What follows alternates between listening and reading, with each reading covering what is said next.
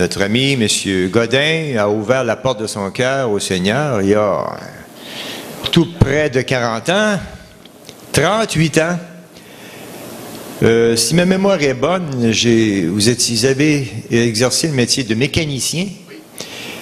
M. Godin était mécanicien et un jour, il a découvert que dans sa vie, il y avait une pièce manquante dans la mécanique de sa vie.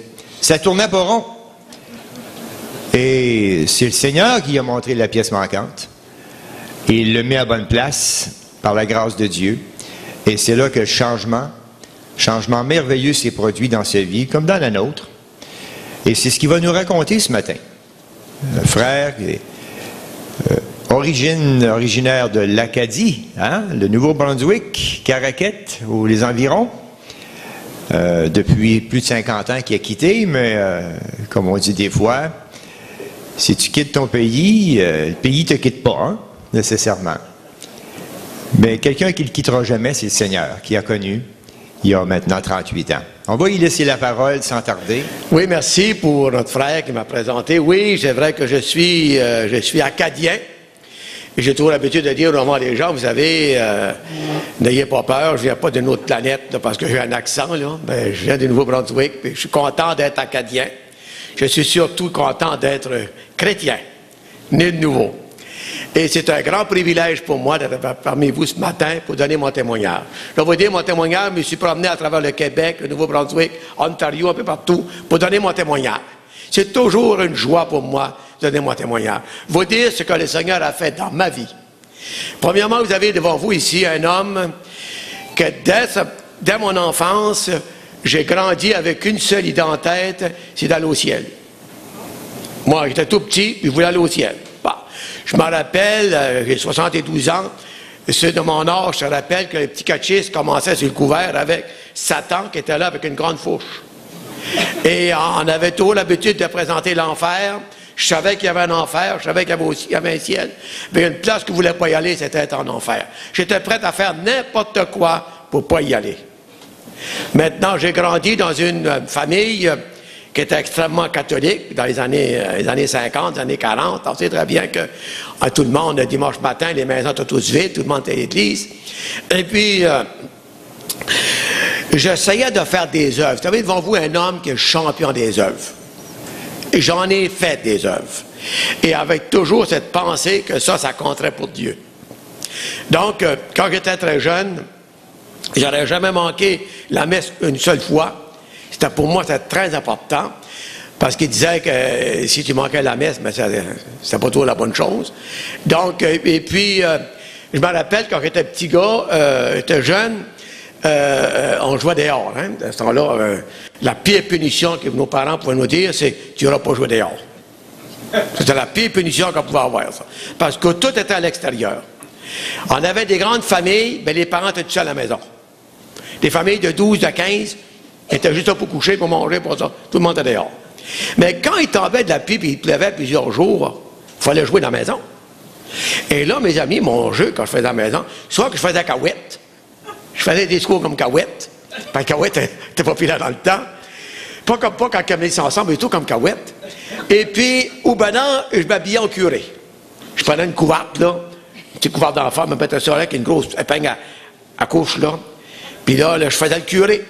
Là, je faisais des sarments, mon ami, des baguettes en l'air, là, vous savez. Puis, là, je me faisais des hosties avec de la farine puis de l'eau. Puis je confessais mes sœurs à travers des barreaux de la chaise. Quand il pleuvait plusieurs jours, je savais tout ce qui se passait dans la famille chez nous, moi.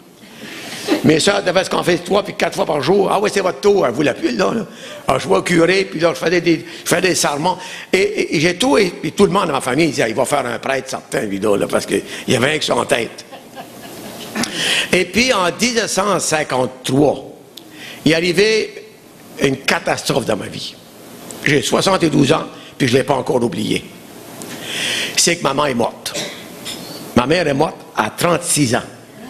J'avais 13 ans à l'époque. Mais écoutez bien de quelle façon qu'elle est décédée. On suit chez nous, là, la même année, là, un par année.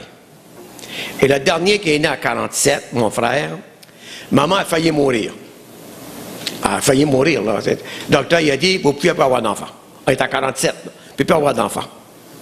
Puis le petit village, là, dans le bout de Caraquette, Bertrand, où il n'y a pas d'autre église que la grande église. Et puis, il fallait que tu ailles à la grande opération.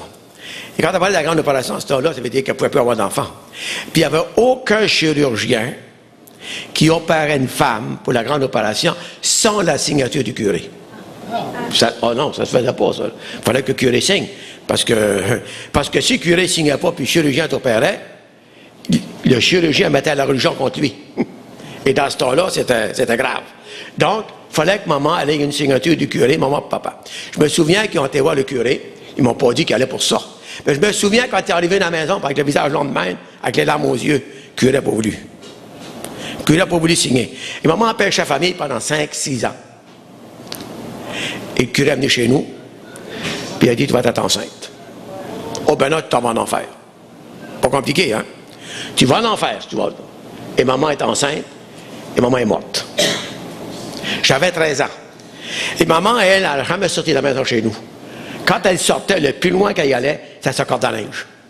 C'est pas juste ça qu'elle y allait. Quand on arrivait de l'école, maman était là. Peu importe, maman était là. Et tout à coup, maman n'est plus là.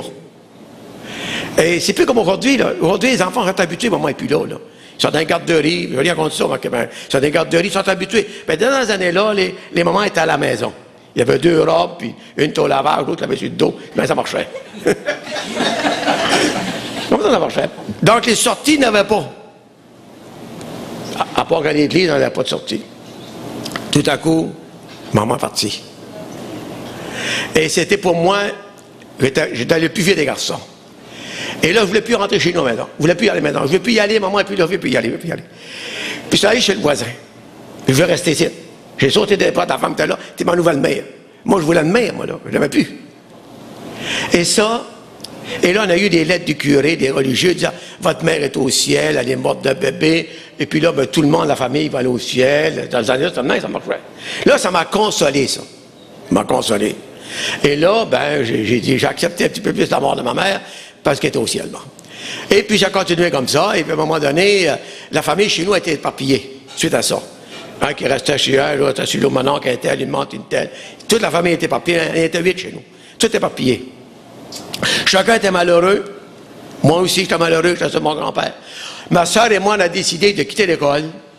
J'avais 13 ans à l'époque. J'avais 14-15 ans à l'époque. 15 ans à peu près. Puis on a ramené la famille, parce qu'elle avait quand dans la maison chez nous. On a ramené la famille chez nous. J'ai devenu le père.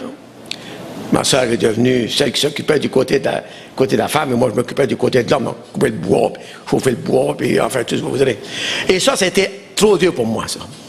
Et mon père, j'ai un père extraordinaire avant la mort de maman.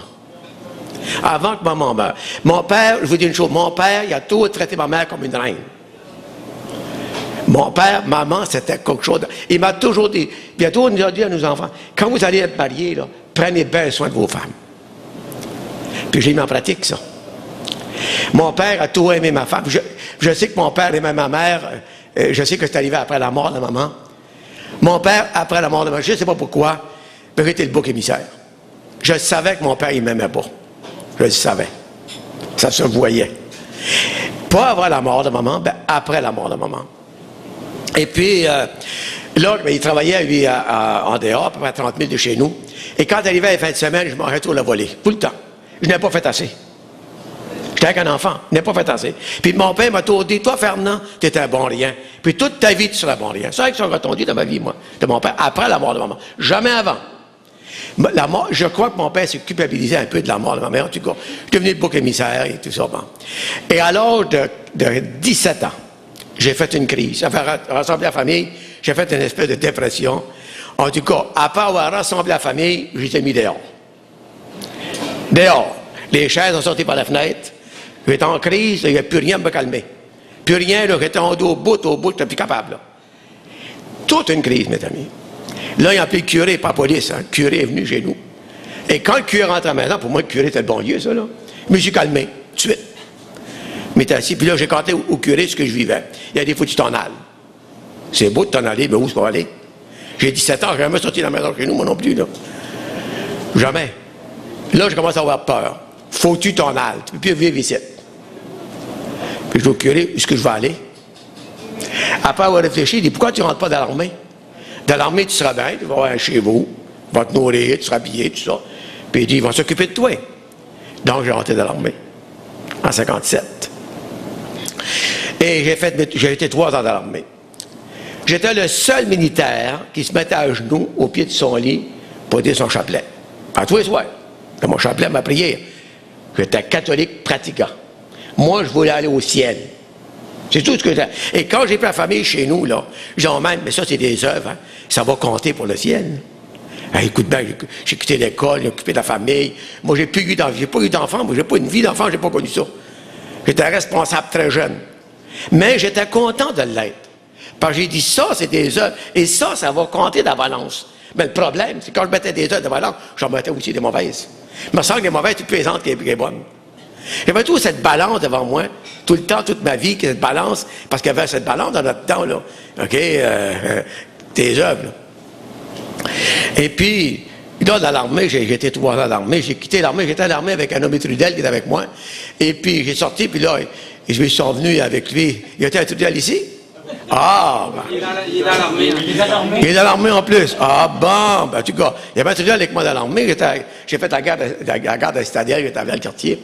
Et puis là, il a dit, on va sortir de l'armée. Moi, je ne voulais pas sortir, j'étais bien là. Ah, on va y aller, on va avoir d'ouvrage dans le civil, on va faire la grosse vie, tout ça. Moi, je ne voulais pas sortir, fait que j'ai sorti avec lui finalement, mais je suis revenu avec lui à la chute.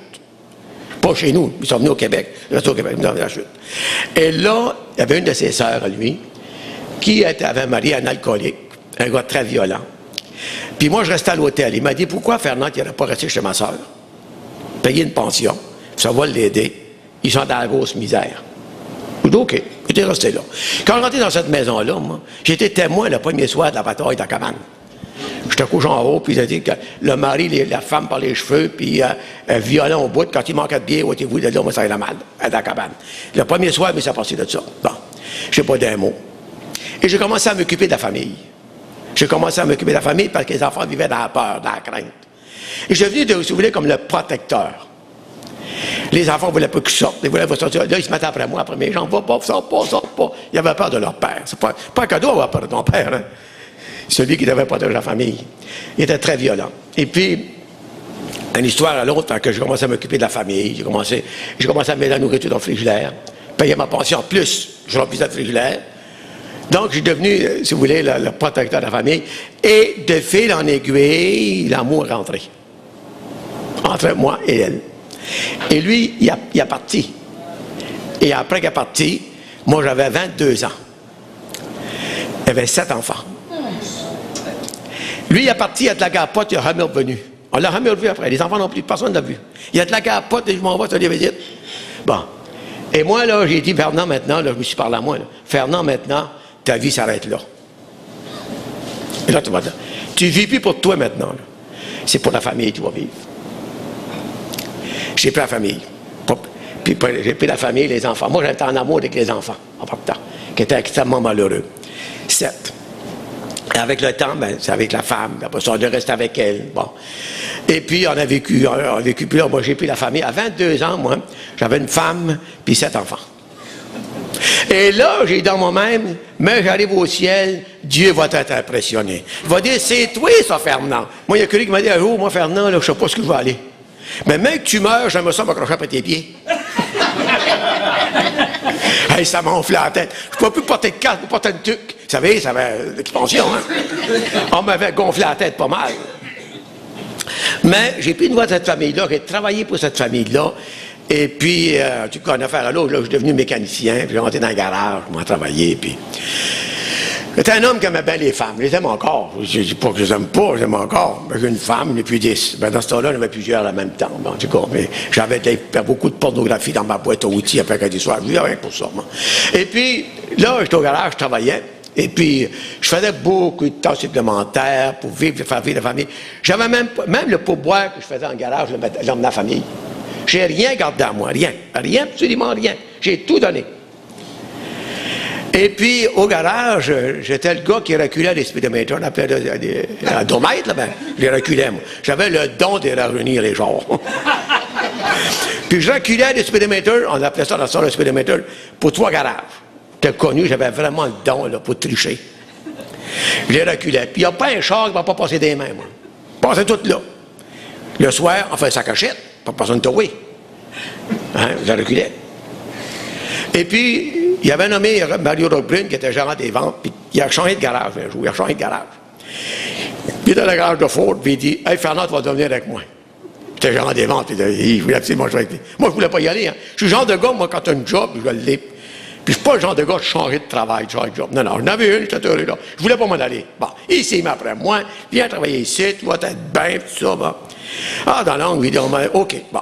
Mais je n'ai pas parti tout de suite, j'ai commencé par m'informer. Fait que j'avais Mme Ménard, qui son mari avait un camion, puis il faisait réparer son camion dans ce garage-là. Je dis, Mme Ménard, comment qui est ce garage-là? Ça s'appelait Pollock and Grave, deux associés. M. Pollock et M. Grave. Pollock and Grave, garage de Ford. Et il dit, quelle sorte de garage que c'est ça? Ah, il dit, c'est du bon nom, c'est du monde bien honnête, ça dit. Bien honnête. Mais il dit, fais attention. Il y a un gars qui est là, je ne sais pas quelle religion qui est là. Ben, il est bizarre, puis il achale tout le monde, lui, là. Si tu y vas, il dit, fais bien attention. Bon, je n'ai pas de problème, Mme Ménard. Pas de problème avec moi. Moi, je suis un catholique solide. Il n'y a rien pour m'ébranler. Elle dit, ben, il y en a pas d'ébranler. Ben, je dis, pas moi.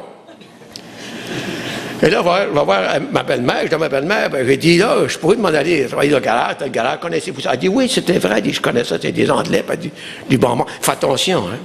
Il y a un gars qui est là. C'est un nommé Boyer, ça. Là. Ça, j'ai connu ça, ça venait dans le Nord, ces Boyers-là. Ces Boyers-là, ils ont viré le Nord. Il dit, c'est dangereux, ce gars-là. Ils ont viré le Nord. Il a dit, ah, je les connais. Dit, parce que moi, ma belle-mère, elle venait dans ce coin-là. Elle a dit, ils sont dangereux, fais bien attention. Madame Trudel me dit, je vais faire un banc catholique avec. Prenez ma parole. Finalement, je change de garage. Je prends ma boîte à outils vendredi soir, je l'emmène au nouveau garage. J'arrive là lundi matin, le gérant de service est dehors devant la porte. Il a dit, c'est toi le nouveau? Il dit, oui. Bon. Ben, il dit, tu as mis ta boîte à outils là. Ben, il dit, amène, vois-tu le gars qui est là-bas, là? Mets ta boîte à outils à côté, travaille au côté de lui. Moi, je pars pour avancer là-bas. Hey, fais attention, il dit.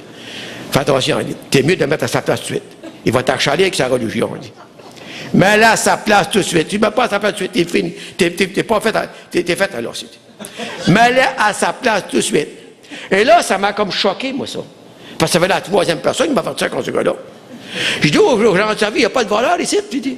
Moi, dans le garage, je travaillais, il me fait voler des outils. Il n'y a pas de voleur ici, j'ai dit. Tu m'en gardes, toi, quelqu'un qui croit en Dieu. Là, ça m'a comme choqué. Là, j'ai été le trouver, mais j'avais une certaine crainte. J'avais une certaine crainte. J'ai dit, je ne voulais pas qu'il commence la discussion. J'avais peur qu'il me fasse un sermon. Je voulais m'en commencer moi-même. C'était dans le temps du FLQ. Fait que je dis au gars, il dit, ça va mal dans le monde, hein? Oh, t'as ouais. Ça va-tu mal dans le monde? Hey, là, j'ai eu un sermon. Là, je sais pourquoi ça allait mal dans le monde. Moi, je ne savais pas, moi, le monde évangélique, il dit, il a ouvert la porte. Je ne sais pas pourquoi ouvert la porte. Moi, je venais à vous d'ouvrir la porte. Il n'a pas ouvert, là, on enlevé la porte. Hey, ça va-tu mal dans le monde? Hey, il m'en était mieux que ça, lui, là. Mon premier sermon. Puis il dit, toi, t'es témoin de Jéhovah, hein? Non, oui, témoin de Jéhovah. T'es un hypocrite, toi.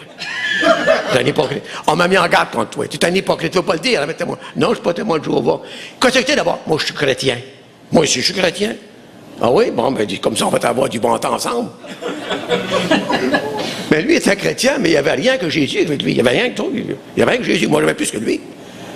Et là, je commandais, écoute bien, là, toi, là. Puis là, il me parlait de toi qui allait au ciel, tout ça. Écoute bien, là. Moi, m'a dit que j'ai fait. Puis il commence à donner toute la liste que j'ai faite. Puis toi, qu'est-ce que tu as fait? Moi, j'ai Jésus comme sauveur. Oh, arrête-toi donc, toi. Voyons là. Voyons là, toi, là. Pas de main comme au ciel. Faut que tu le gagnes, ce ciel-là. Lui, il n'avait rien fait. Mais quel chrétien? Un homme qui vivait selon Dieu. Un homme qui aurait pu me convertir sans qu'il aille parler. C'est tellement été le plus grand chrétien que j'ai connu dans toute ma vie. Un homme de Dieu. Et Fernand Godin, ceux qui le connaissent, ça savent. Je ne suis pas un gars qui change d'idée facilement. Et quand j'ai une idée, je la garde longtemps. Et ça me prenait un gars de même. Donc, on commence à me parler du Seigneur. Et moi, je restais à Tours, à vivre avec une femme pas mariée, puis j'arrivais à midi, puis j'y comptais ça. Elle avait des questions, elle me disait des questions, moi j'arrivais à lui, je lui posais des questions. Et j'étais surpris de voir qu'il répondait à toutes les questions. Il n'y avait pas de questions qu'il ne répondait pas.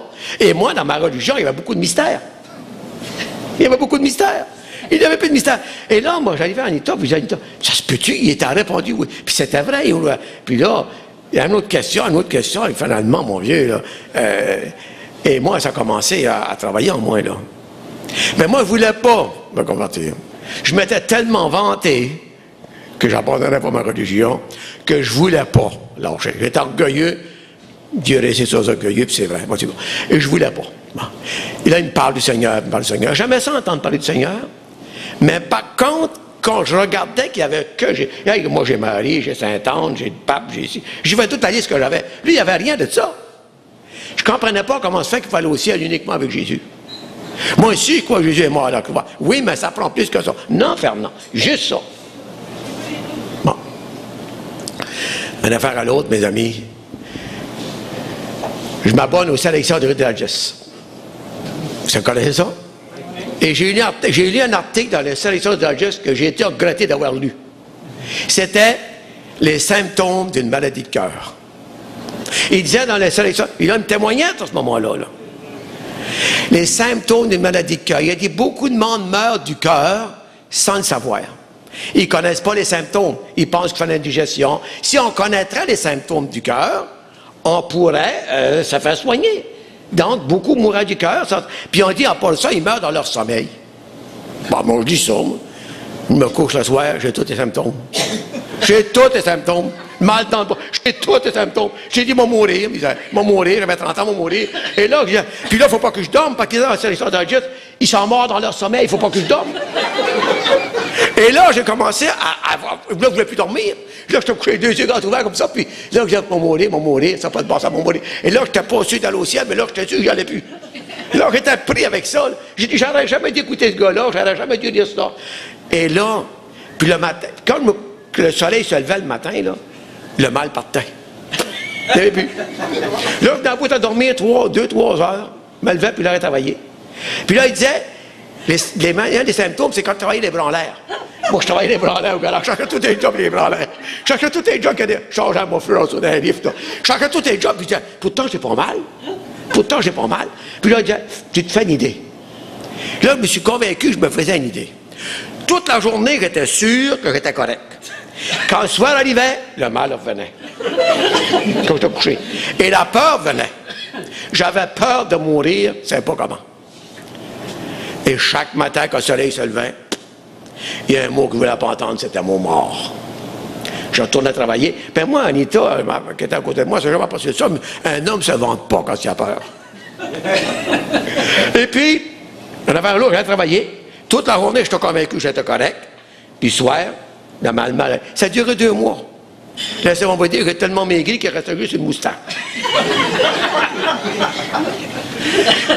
Et là, mes amis, là, ça va très mal, mon affaire. Ça va très, très mal, même, là. Et là, puis moi, quand j'arrive au garage, là, puis là, je regardais, puis là, il m'arrive une journée, puis là, tout ça mal là, puis je ne dormais pas, là. C'était une journée qu'il y avait des nuages dans le ciel, puis là, les nuages tournaient, vous savez. Et la porte du garage était ouverte. Il dit, Fernand, viens ici. Même que le Seigneur vienne, là, ça va être comme ça. Le Seigneur va venir sur les nuées.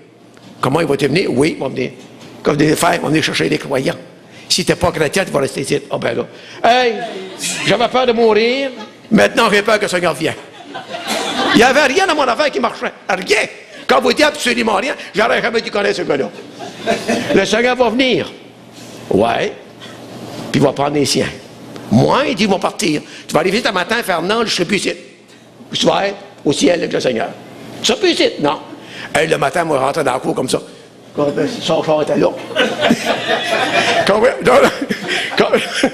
je voyais son char était là, j'espère qu'il s'est passé avec lui comme ici. Là, je rentre dans le garage, je cherche après lui. Il est là. Ah, ça me faisait du bien. Parce que toute la nuit, il a peur de mourir, puis il a peur qu'il vienne. Là, il y avait deux problèmes. Et là, ça veut dire, chaque matin, moi, là, c'est comme ça, je rentrais dans la cour du garage. Je rentrais comme ça, puis je regardais le stationnement. Je rentrais vite dans le garage, puis il n'aurait pas fallu que tu tombes malade le matin, parce que moi, j'étais fini, là. Ça aurait été le bout. Ça fait que là, une affaire à l'autre, comme ça, puis moi, là, ça ne marche plus, mon affaire. Je vais voir ma belle-mère. J'avais longtemps, je n'avais pas d'envoi. Je n'avais pas le temps, je travaillais à Tirmont tous les soirs. Puis un mot que je ne voulais pas entendre, c'était mort. J'arrive là, ma belle-mère, oh, Mme Trudel, elle m'a regardé. Fernand, quoi c'est que t'as? J'ai dit, j'ai rien, pourquoi? T'es blême comme un drap. T'as la mort écrite dans le visage.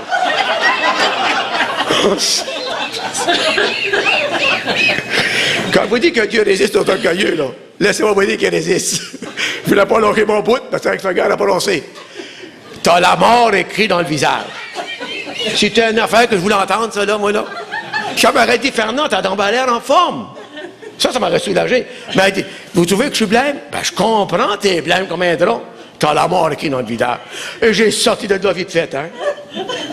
J'ai dit, jamais de venir ici.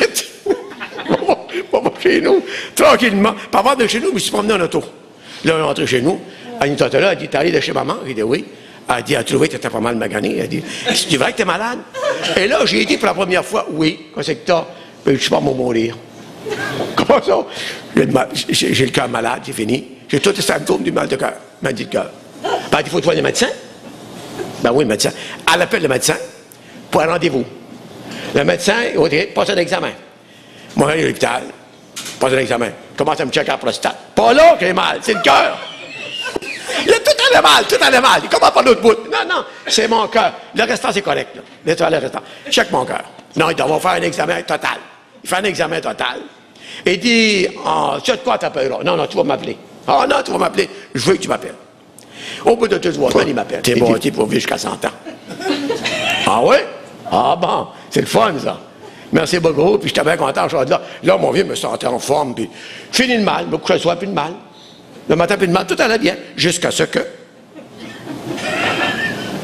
Un gars dans la vie d'Archette, qu'on ne connaissait pas, mais ça fait la manchette. Il était à Hawkesbury. Hawkesbury, c'est du côté Ontario, c'est à peu près à 20 minutes de la chute. Il y avait une clinique médicale de là. Le gars, il se sentait un petit peu mal à l'aise, un peu mal, il était là. Puis il a passé un examen médical, comme moi j'avais passé. Et puis quand il avait été rencontrer son médecin, que le médecin lui a dit qu'il était bon jusqu'à 100 ans, ou prête, il est mort sur le trottoir en sortant.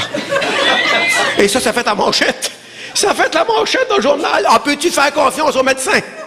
À part avoir passé un examen médical, qui lui a déclaré qu'il était parfait, il est mort sur, il n'est même pas embarqué dans le char, il est mort sur le trottoir, bang, il est tombé d'être là. Et moi, ça a cliqué, j'ai dit, oh, sac à papier, il s'est trompé avec lui, il s'est trompé avec moi. Et le mal est revenu. Quel esclave! Le mal est revenu. Et puis là, ça y allait pas bien, mon affaire. Fait que, pour une histoire courte, Pearline dit à moi, il dit, Fernand, il dit, il y a Robert Troll qui va venir, il dit, annoncer l'évangile chez Mme Caillot, ça se faisait dans le sous-bassement de la maison, ça. Et il dit, ça te tenterait de venir. Vous savez, Pearlie MacArthur, celui qui m'avait parlé du Seigneur, qui était tout un chrétien, le genre de gars qui ne peut pas dire non. Donc, connaissez-vous du monde qui ne peut pas dire non? On ne peut pas dire non, ce monde-là. Fait que j'ai dit oui. Mais ça ne veut pas dire que ça me tentait d'y aller, là, mais j'ai dit oui pareil. J'y étais, parce que moi, quand je dis oui, le monde qui me connaît, ça savent. Quand je dis oui, moi, c'est pas non, c'est oui. Puis dans mon frère, hier, quand il m'a appelé, je dis, bah, t'as de bonheur.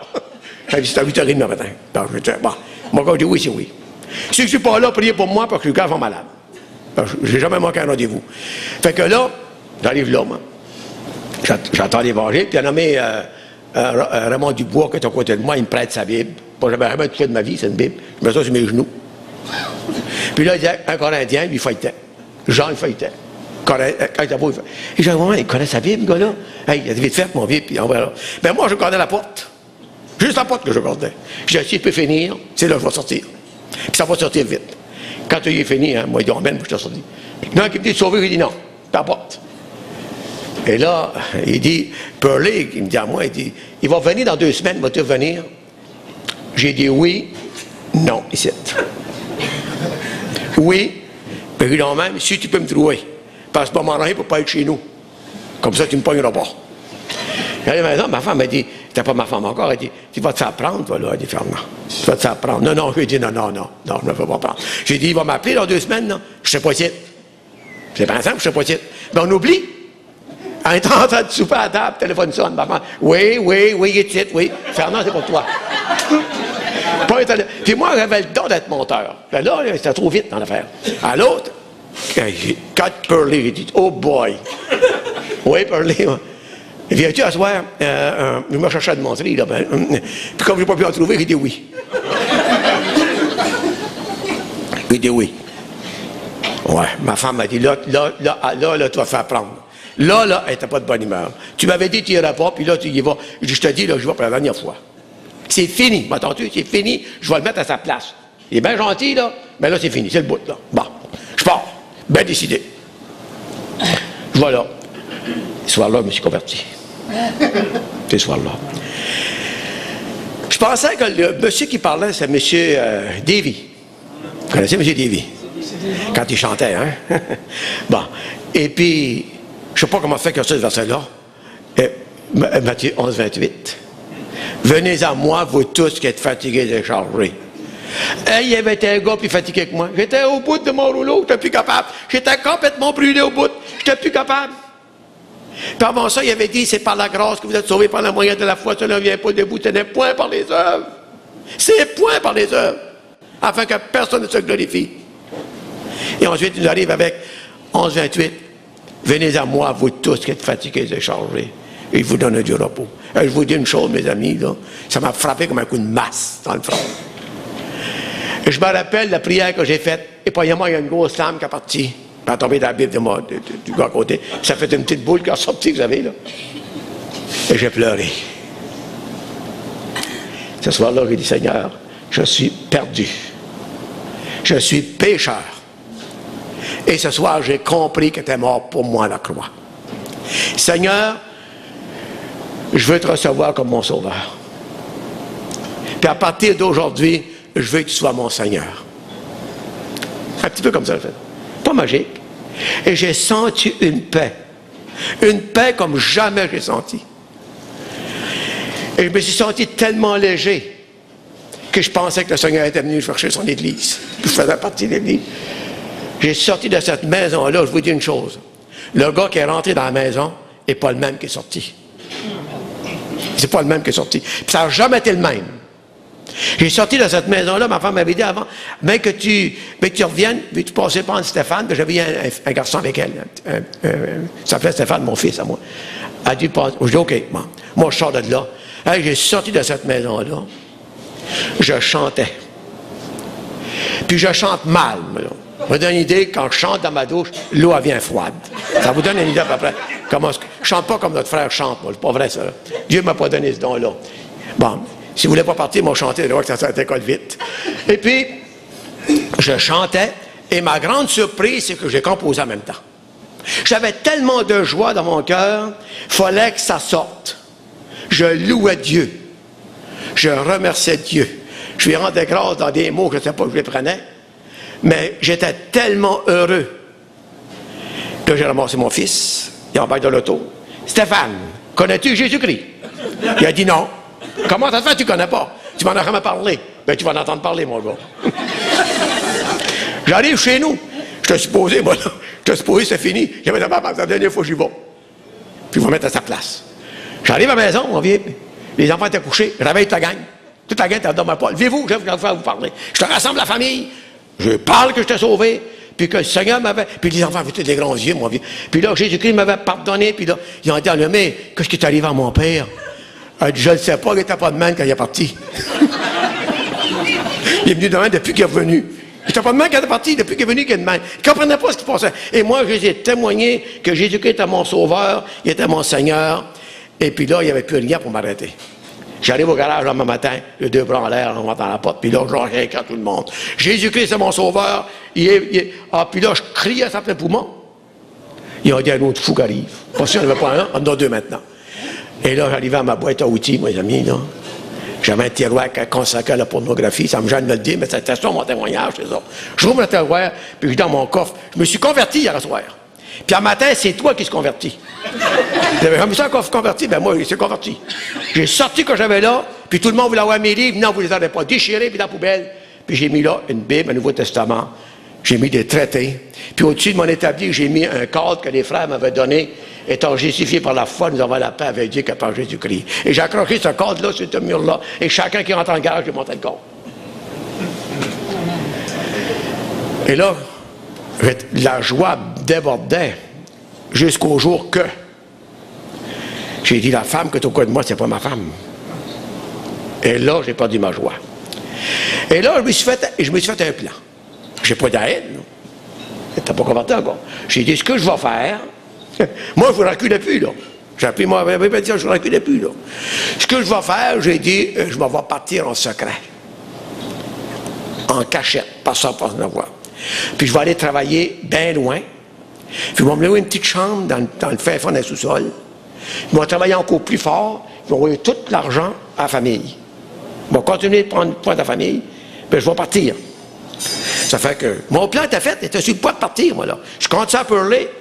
C'est lui qui m'a regardé au Seigneur. Puis, hey, la femme qui est là, c'est pas ma femme, ça, là. Puis j'ai dit, je peux pas continuer, là. Puis j'y compte que j'étais pour faire. Il dit, c'est une bonne idée que tu as là, Fernand. C'est bien, c'est une très, très bonne idée. Mais il y a une autre solution. Laquelle? Tu la maries. Pas question. Pas question de la marier, c'est pas ma femme. Non. C'est une femme divorcée, pas question. Bon. Mais tout ça, là, ça se passe dans ma vieille vie, là. N'oubliez pas ça, là. C'est dans ma vieille vie. Là que je suis né de nouveau, maintenant, ça ne marche plus, mon affaire. Et là, finalement, c'est M. Davy qui m'a convaincu que je pouvais me marier. Et là, ma femme ne savait rien de ça, moi, ça, là. J'arrive à midi, là j'avais compris que je pouvais me marier. Mais ça fait plusieurs. Ça s'appelle Robert Trout, premièrement, qui m'en parle, mais il ne m'a pas convaincu. Ensuite, j'ai rencontré M. Davy. Après ça, M. Leroy. Leroy, connaissez M. Leroy? Mais c'est lui qui m'a marié. Bon. Et là, quand j'ai vu que je pouvais me marier, j'arrive le midi chez nous, ma femme, j'ai affaire à te parler. Fait qu'elle s'assied dans le salon, me met à genoux devant elle. Je prends les deux mains, puis je la demande en mariage. Puis je l'ai mariée. C'est ma femme. Je suis heureux. Une femme extraordinaire. Chez nous, tout le monde qui nous connaît, là, moi et ma femme, ils disent tout. Ça, c'est un couple extraordinaire, ce couple-là. Moi, je suis ordinaire, puis elle est extra.